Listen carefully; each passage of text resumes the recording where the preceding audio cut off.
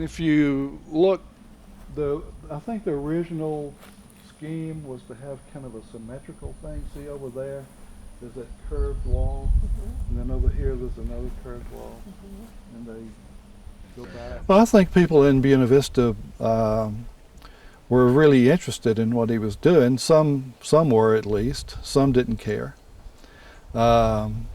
He was born in this county and grew up here, and his extended family was in Marion County, so he was a homeboy.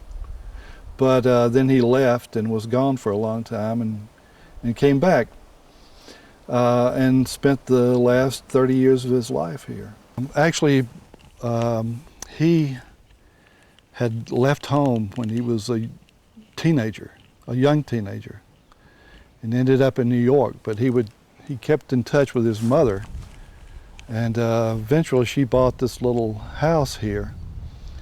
And at some point after her death, he inherited the house and a little bit of land, and came to Georgia. He'd lived in New York for a long time, came back to Georgia, and started building, adding on to the house and building what you see here. When he was in New York, he went to the museums a lot, he went to the library a lot, teaching himself about cultures around the world. And then when he came here and started building this, he just incorporated symbolism and artistic motifs and all kinds of elements from cultures all around the world into his own artwork.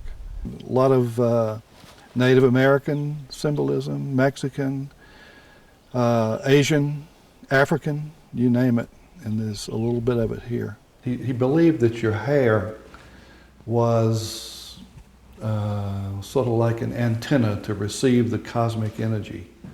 So you should grow long hair and always comb it so it's going up and ready to be, ready to receive the good energy. Everything that's here is based a little bit on what his vision of the future would be like.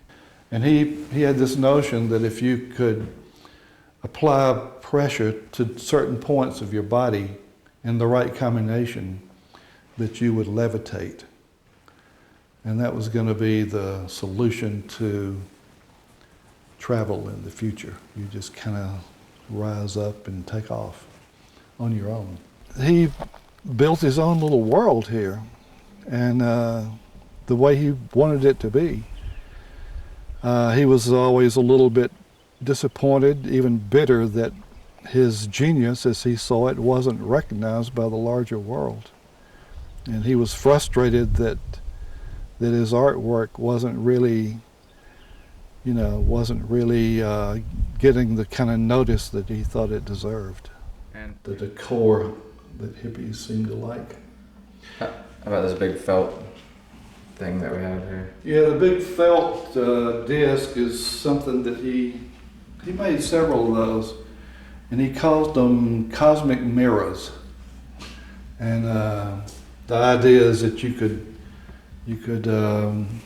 sit in front of one of those and sort of meditate, and it would help you in that sort of. I remember when I first started dealing with some of this kind of artwork that a lot of people were just scoffing and saying, well, it's worthless. But now there's been an appreciation developed for it, and I think that's growing deeper as time goes by.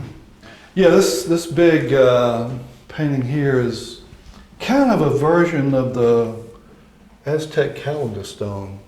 If you're familiar with that, it has all those points and symbols like the calendar stone in Mexico. But again, this is one of those things where things visually start to happen. And if you stand here and do that for just a few minutes, you'll see that the colors have been placed next to each other so that they start to kind of undulate. And that's something you can do if you know how to use color in the right way.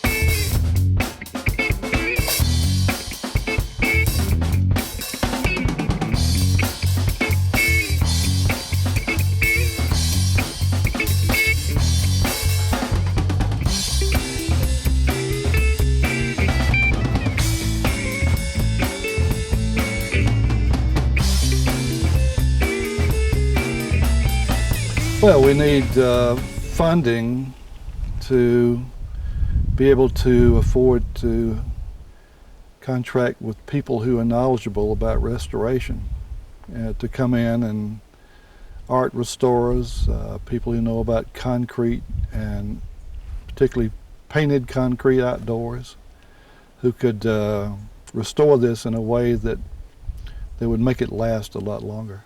But as I have said before, every little southern town, every southern community has its eccentric people. Buena Vista just had the king of them all.